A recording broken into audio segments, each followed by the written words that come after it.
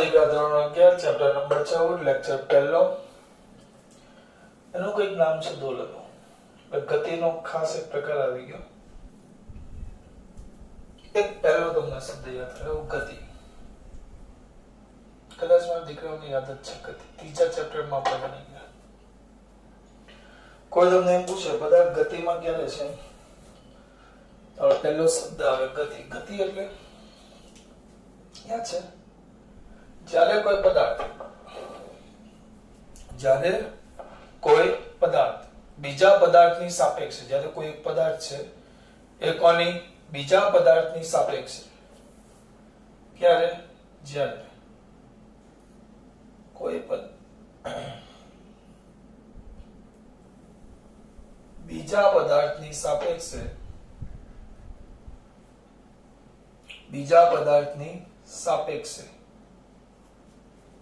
જ્યારે કોઈ પદાર્થ બીજા પદાર્થની સાપેક્ષે સમય સાથે, હા ધ્યાન રાખજો, સમય સાથે પોતાનું સ્થાન શું કરતો હોય,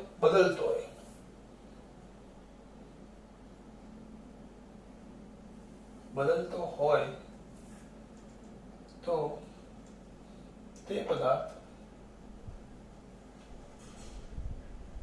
બીજા પદાર્થની સાપેક્ષે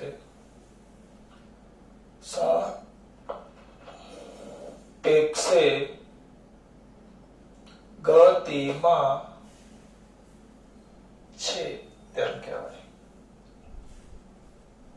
આવી ગઈ ગતિ. જ્યારે કોઈ પદાર્થ, સિમ્પલ વસ્તુ છે, હું તમને એકદમ ઈઝીલી સમજાવું. દાખલા તરીકે આ બે છે, આ પણ ગતિમાં છે એમ કહેવાય, આ ગતિમાં છે એમ કહેવાય.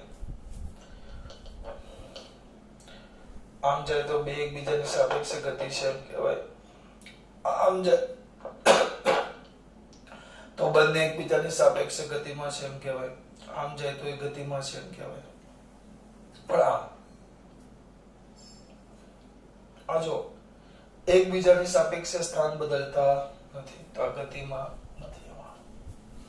જ્યારે કોઈ પદાર્થ બીજા પદાર્થની સાપેક્ષે સમય સાથે પોતાનું સ્થાન બદલતો હોય તો તે પદાર્થ બીજા પદાર્થની સાપેક્ષે ગતિમાં છે એમ કહેવાય. ગતિ ટૂંકમાં ગતિ, સ્થાન બદલાવું જોઈએ સમય સાથે પદાર્થનું.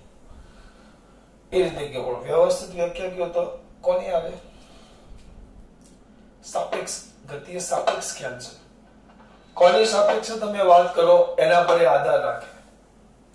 કોની સાપેક્ષે તમે વાત કરો એના પર એ શું રાખે બેટા? આધાર.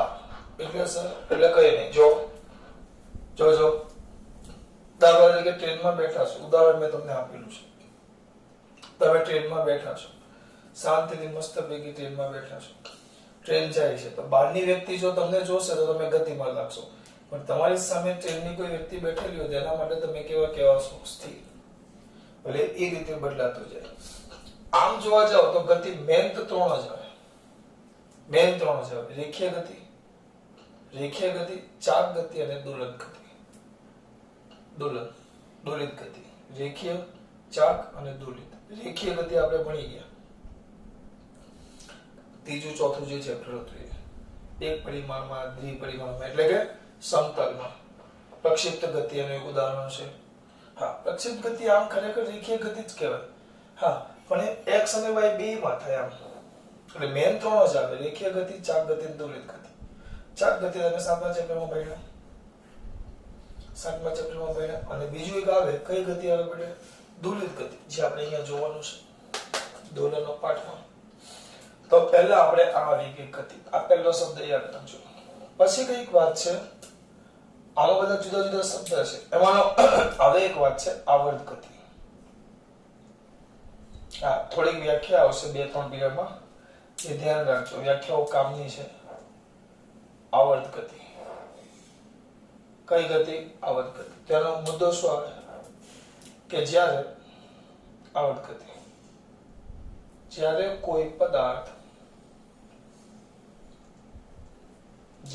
પદાર્થ નિશ્ચિત બિંદુની આસપાસ નિશ્ચિત બિંદુની આસપાસ નિશ્ચિત પથ પર ચોક્કસ પથ પર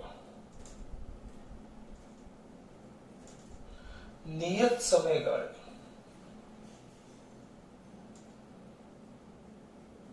પોતાની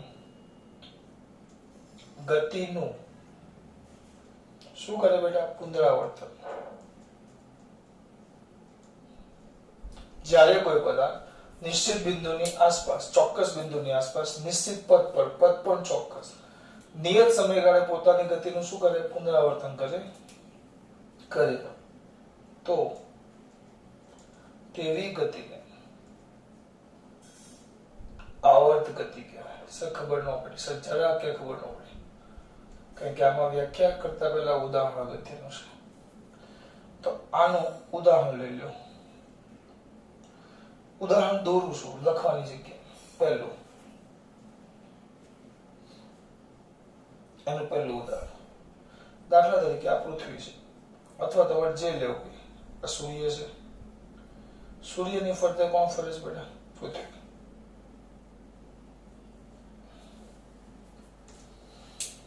તો પૃથ્વી એવું થાય ખબર? આમ ફરતું હોય. વર્ષ શરૂ થાય ને એટલે પહેલા એકદમ સ્પીડમાં ફરે, પછી થાક લાગે એટલે ધીમે ધીમે ફરે, પછી અમુક વાર થાક વધારે લાગી ગયો તો ઊભી રહી જાય, પછી અમુક વાર સીધો અહીંયા શોર્ટકટ લઈ ગઈ. એવું થાય ના. જ્યારથી પૃથ્વીની ઉત્પત્તિ થઈ ત્યારથી આ સૂર્ય એટલે નિશ્ચિત બિંદુ સૂર્યની ફરતે જ કેવું બને કે બાજુમાં એક નવો હેન્ડસમ તારો આવ્યો, આ તાળો કાળો પડી ગયો, નવો હેન્ડસમ લાલ તાળો આવ્યો, તો પૃથ્વી આમ ફરતી અહીંયાથી પછી આમ ચાલી જાય અને અહીંયા ફરવા લાગે. એવું થાય સર? એવું થતું હોત તો એવું નથી થતું. આની ફરતે જ પૃથ્વી ફરે છે વર્ષોથી. તો આ પૃથ્વી આની ફરતે ફરે છે તો આ નિયત બિંદુ થઈ ગયું તમારું સૂર્ય નિયત બિંદુ. સૂર્ય શું થઈ ગયું? નિયત બિંદુ. તો આ નિયત બિંદુની આસપાસ આ કયા બિંદુ બેટા? નિયત બિંદુ. તો આ નિયત બિંદુની આસપાસ જો અહીંયા આની આસપાસ ફર્યા કરે.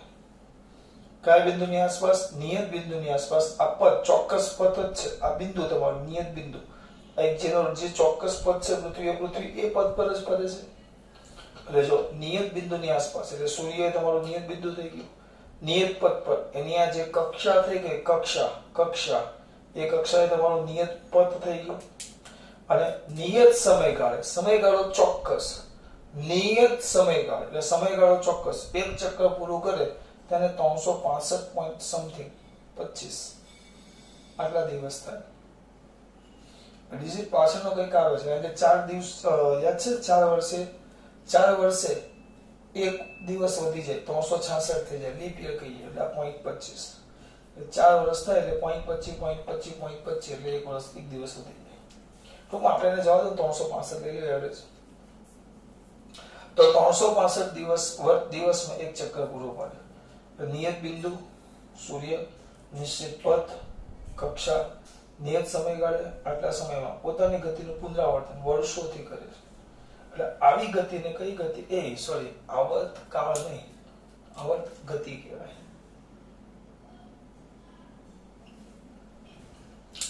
આવી ગતિને આવર્ત ગતિ કહેવાય. કઈ ગતિ કહેવાય બેટા? આને ઉથી પાછું કઈ ગતિ કહેવાય? આવર્ત. તો ઉદાહરણ શેની વાત કરીએ છીએ આપણે બેટા? ઉદાહરણ. કોની વાત કરીએ છીએ આપણે? ઉદાહરણ. જો ધ્યાન આપજો. પહેલું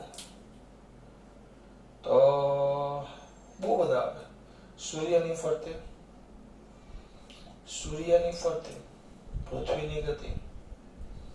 પછી અમુક જણ ઉદાહરણ ઓછા આવડે તો આવડ લખે. સૂર્યની ફરતે પૃથ્વીની ગતિ, સૂર્યની ફરતે મંગળની ગતિ, સૂર્યની ફરતે સૂર્યની ફરતે મંગળ. બહુ બધા 9 ગ્રહો લખી નાખો, 9 ઉદાહરણ થઈ ગયા.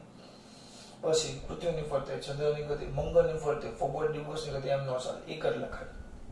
પછી તમે નીચે લખો પૃથ્વીની ફરતે ચંદ્રની ગતિ, આવું લખું છું ગતિ. પછી એકના એક ઉદાહરણ તમે વારા પરથી લખી શકો નહીં. પછી પક્ષી ઉડતું હોય, પક્ષી તો ઉડતા પક્ષીના પાંખની ગતિ, પેલું પાંખ પોતાની ગતિનો શું કરે? ઉડતા પક્ષીના પાંખની ગતિ. પછી સીવાનો સંચો જોયો, એમાં સ્વર ઉપર છલા કરે. તો સીવાના સંચાની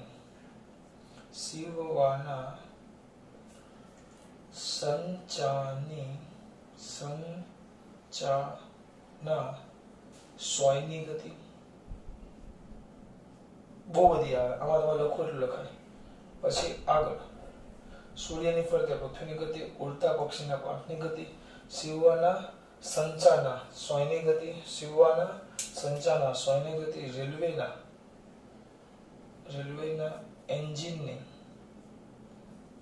એન્જિનના પિસ્ટનની ગતિ,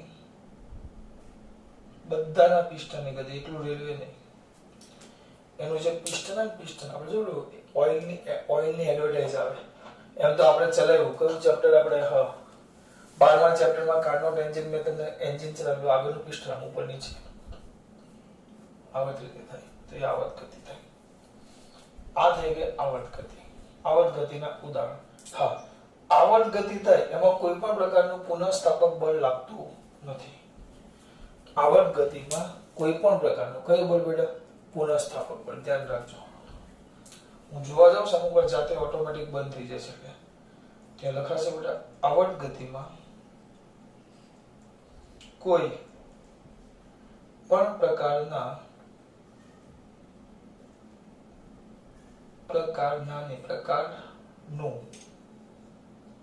પુનઃસ્થાપક બળ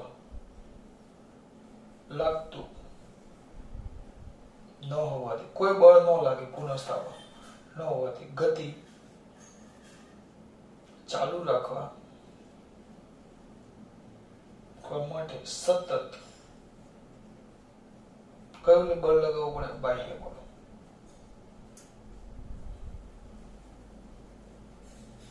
આમાં તમારે સતત બાહ્ય બળ લગાડવું પડે. સતત કયું બળ લગાડવું પડે? બાહ્ય બળ. દરેક ગતિમાં બાહ્ય બળ જોઈએ. સર આમાં ક્યાં બળ છે? આ સૂર્ય અને પૃથ્વી વચ્ચે જે ગુરુત્વાકર્ષણ બળ લાગે જરૂરી એવું કેન્દ્રગામી બળ પૂરું પાડે. ઉડતા પક્ષી એમ ન આવે, પાંખ ઉડાડતા છે. સીવાનો સંચો, મોટર ચાલતી હોય, રેલવે એન્જિન, કોલસો દ્વારા ઉર્જા મળતી હોય, સતત તમારે ઉર્જા આપવી પડે. આ બધી તમારી આવર્ત ગતિ. આગળ કઈ ગતિ? આવર્ત ગતિ. દરેક આવર્ત ગતિએ દોલિત ગતિ છે. સર દોલિત ગતિ એટલે શું? એક વિધાન અહીંયા લખવાનું છે પણ પછી લખીએ. આ તમારી આવર્ત ગતિ. આવર્ત ગતિના બીજા ઉદાહરણ આપો. આટલું મેન સમજો ને આપણે. આવર્ત ગતિ જ્યારે કોઈ પદાર્થ નિશ્ચિત બિંદુની આસપાસ નિયત સમયગાળે, જો આ ત્રણ વસ્તુ ક્લિયર હોવું જોઈએ: નિશ્ચિત બિંદુ, નિયત પથ અને નિયત સમયગાળો. તમે એમ પણ લખી શકો જ્યારે કોઈ પદાર્થ નિયત સમયગાળામાં નિશ્ચિત બિંદુની આસપાસ નિશ્ચિત પથ પર પોતાની ગતિનું શું કરતો હોય? પુનરાવર્તન.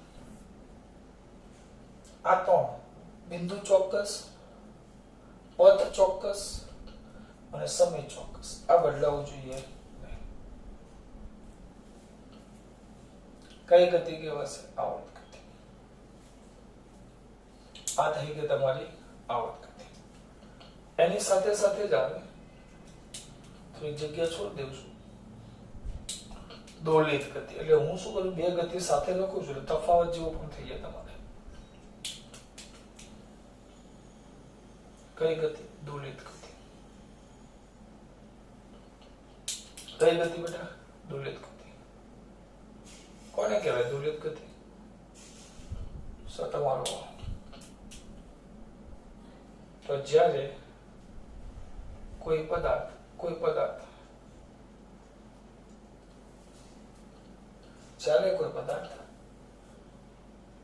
નિયત બિંદુ અથવા તો નિશ્ચિત બિંદુની આસપાસ, નિશ્ચિત બિંદુની ક્યાં બેટા? આસપાસ, આગળ પાછળ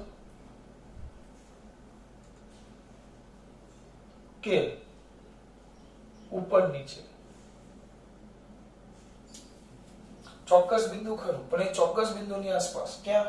આગળ પાછળ કે ઉપર નીચે, આગળ પાછળ કે ઉપર નીચે. જ્યારે કોઈ પદાર્થ નિશ્ચિત બિંદુની આસપાસ, આગળ પાછળ કે ઉપર નીચે પોતાની એટલે પદ ફિક્સ કરીને તમારો જો આમાં પદ ફિક્સ નહીં હતો, નિશ્ચિત પદ ગમે તે હોઈ શકે.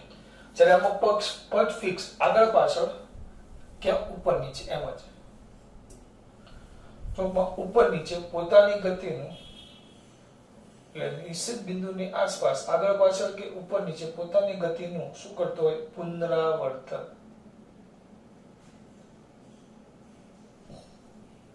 કરતો હોય તો તેવી ગતિને દોલિત ગતિ કહેવાય.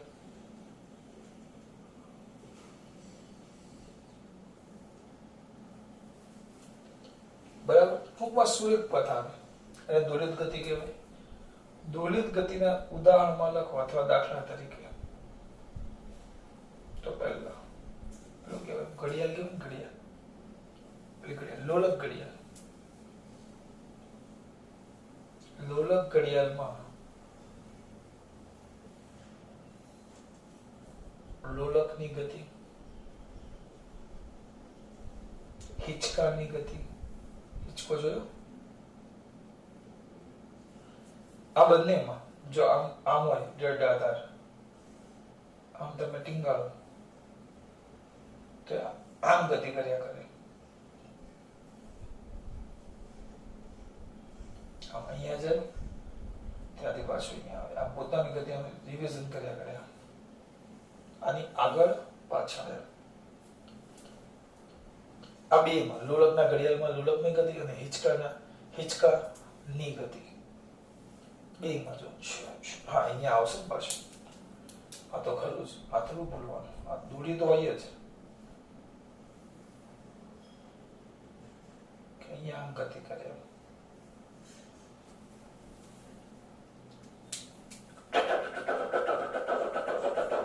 ગતિ ચાલુ છે.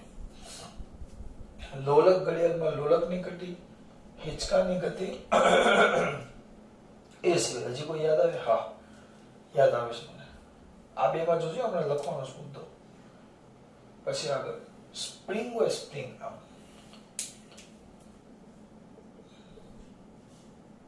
સ્પ્રિંગના છેડે પદાર્થ લટકાઈ દો.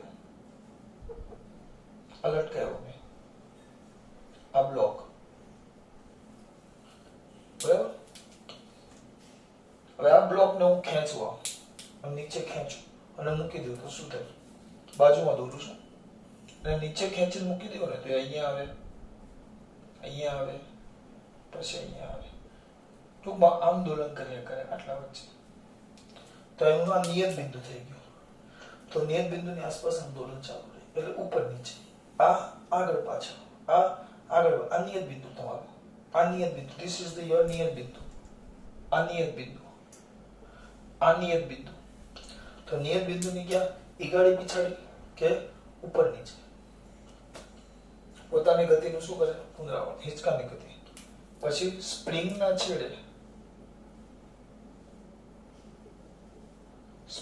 છેડે બ્લોક લટકાવી તેને ગતિ કરાવતા. એ પણ તમારી કઈ ગતિ થઈ ગઈ? દોલિત ગતિનું શું થઈ ગયું? ઉદાહરણ. કઈ ગતિનું બેટા? દોલિત ગતિ. કઈ ગતિનું દીકરા? દોલિત ગતિનું શું થઈ ગયું? ઉદાહરણ. ધ્યાન રાખજો, કઈ ગતિનું ઉદાહરણ થઈ ગયું? દોલિત ગતિ. બસ હવે ઉદાહરણ. પણ આમાં જો તમે હિંચકો જોયો? હિંચકો આમ જાય પછી પાછો આવે, આમ જાય પછી આમ પાછો આવે. એટલે આની અંદર પુનઃસ્થાપક બળ લાગે છે. જોજો, આવર્ત ગતિમાં કોઈ પણ પ્રકારનું પુનઃસ્થાપક બળ લાગતું ન હોવાથી ગતિ ચાલુ રાખવા માટે સતત બાહ્ય બળ લગાવો. જ્યારે દોલિત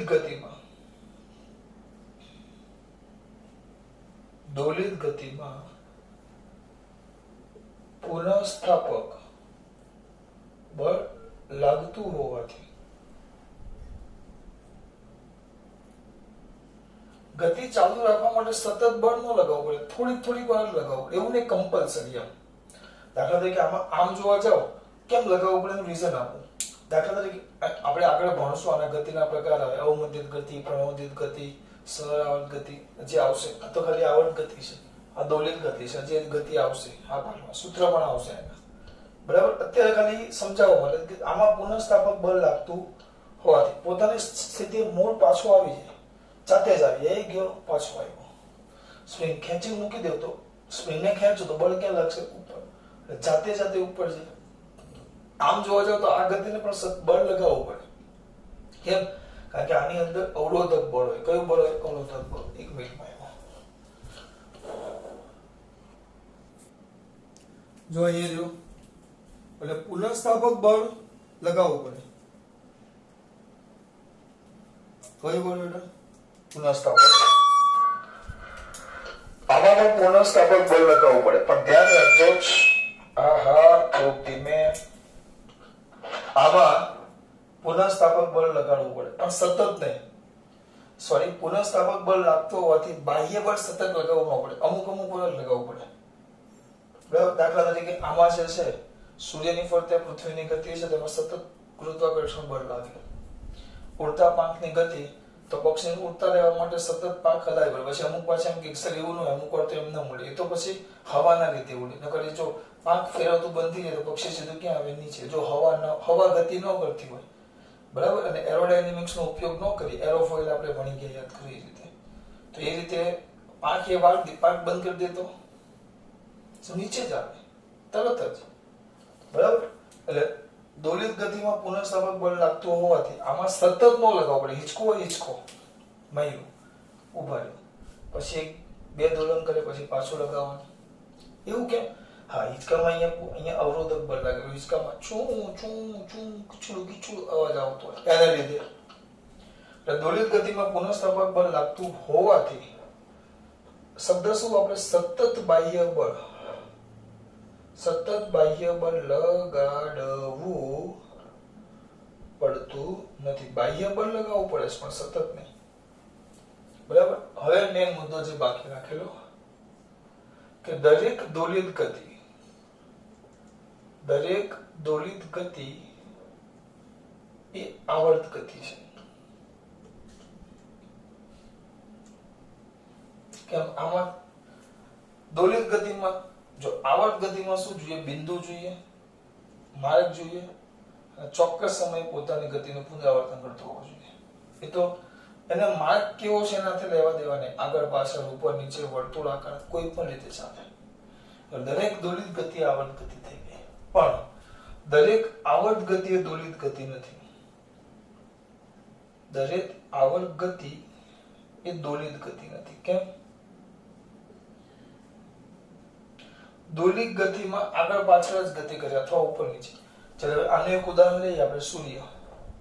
તો સૂર્યમાં શું હોય? સૂર્ય હોય તેની ફરતે વર્તુળાકાર માર્ગે ગતિ કરે. જે આમાં એ માર્ગ ચાલે નહીં. આમાં તો કમ્પલસરી કેવું જોઈએ? આગળ પાછળ. એટલે આવર્ત ગતિ દોલિત ગતિ નથી. દરેક પણ દરેક દોલિત ગતિ આવર્ત ગતિ તો છે. આ તમારે 2 વસ્તુ ગણવા પડે. પહેલા ગતિ એટલે શું, અને 2 મેન ભાગ, આવર્ત ગતિ અને દોલિત ગતિ. હવે કેટલીક વ્યાખ્યાઓ જોઈએ, પણ પહેલા આપણને ખબર પડી. ગતિ, આવર્ત ગતિ અને દોલિત ગતિ. આવર્ત એટલે નિશ્ચિત પદ પર નિયત સમયગાળે પોતાની ગતિનું શું કરતા હોય? નિયત સમયગાળે નિશ્ચિત પદ પર નિશ્ચિત બિંદુની આસપાસ પોતાની ગતિનું પુનરાવર્તન કરે. આમાં નિશ્ચિત બિંદુની આસપાસ આગળ પાછળ કે ઉપર નીચે પોતાની ગતિનું પુનરાવર્તન કરે. આમાં આગળ પાછળ, ઉપર નીચે. આમાં પદ સાથે કોઈ લેવા દેવા નહીં. ઉદાહરણ લખી નાખવા. અને આમાં પુનઃસ્થાપક બળ જરા કે ન લાગે. એટલે ગતિ ચાલુ રાખવા માટે સતત બળ લગાવવું પડે. આમાં પુનઃસ્થાપક બળ લાગે સતત નહીં, અમુક સમયના અંતરાલે તમારે બળ લગાવવું પડે. શબ્દ શું આપણો? સતત બાહ્ય બળ લગાડવું પડતું નથી. એટલે લગાડવું પડતું એમ નહીં, અમુક સમય. બેનપણી હિંચકાને ધક્કો નાખ્યો હતો. અને દરેક આવર્ત ગતિ એ દોલિત ગતિ નથી. એ તો આ માર્ગ પરથી કહેવાય. માર્ગ દોલિત ગતિમાં આગળ પાછળ જ આવે અને ઉપર નીચે. એટલે દોલિત ગતિ આવર્ત ગતિ છે બધી, પણ આવર્ત ગતિમાં વર્તુળાકાર માર્ગે આવે, જે આમાં શક્ય નથી. એટલે આવર્ત ગતિ એ દોલિત ગતિ નથી. ખાસ વાત.